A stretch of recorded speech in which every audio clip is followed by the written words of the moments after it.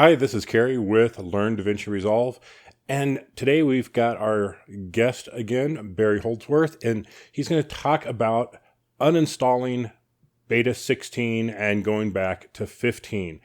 There's been a lot of people who didn't really realize that 16 was a beta because it's just the main one that you see when you go to Blackmagic's website. And especially on Windows, a lot of people are experiencing some problems right now. So if you want to go back to 15 and you've got projects in 16, how do you get those projects from 16 back to 15? So Barry's going to explain that today, and he'll be doing that when we come right back.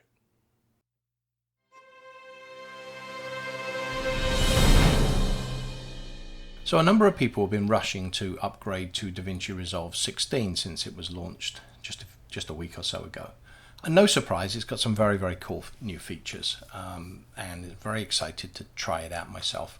But a lot of people have been upgrading, and in the rush to upgrade, they're forgetting to update or forgetting to back up their database.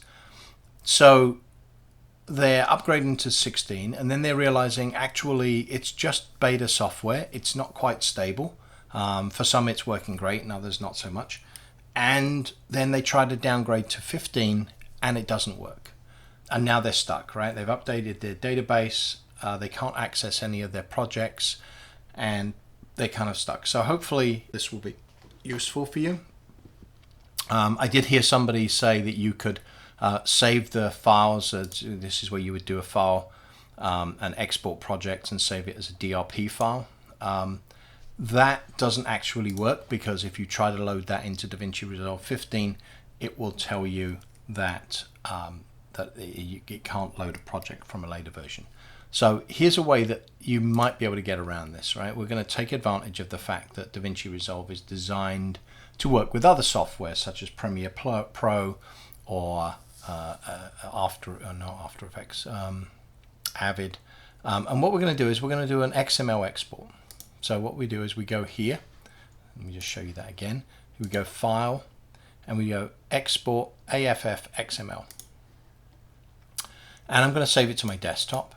And I'm just using a test project here, which is my clips from my recent vacation, right? So I'm going to go to Desktop, and I'm going to call this Barcelona. Right. And it's going to export that. And then once that's complete, I'm going to shut down Davinci Resolve. This is Davinci Resolve 16, as you can see down here, public beta. I'm going to shut this down, and we're going to start 15. I've actually got 15 and 16 running on the same machine. So this is not the fastest machine. It's not bad, but it's not the fastest machine, so it'll take a minute or two to start. Okay, and we're going to go into Untitled Project. Just create a new project. We're going to go File, Import Timeline. There we go. And we're going to go Import Timeline, Import AFF. And we go up to the desktop where I saved it. Barcelona, double click, and it's going to ask you some questions. What's the timeline called, and so on and so forth. And I'm just going to say OK.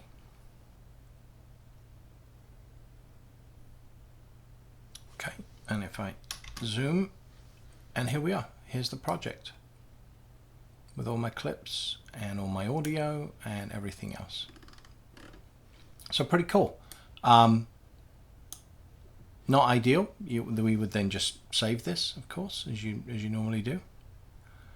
But that is a way to, on an individual basis, on a per project basis, get back to something that you can edit in Davinci Resolve 15.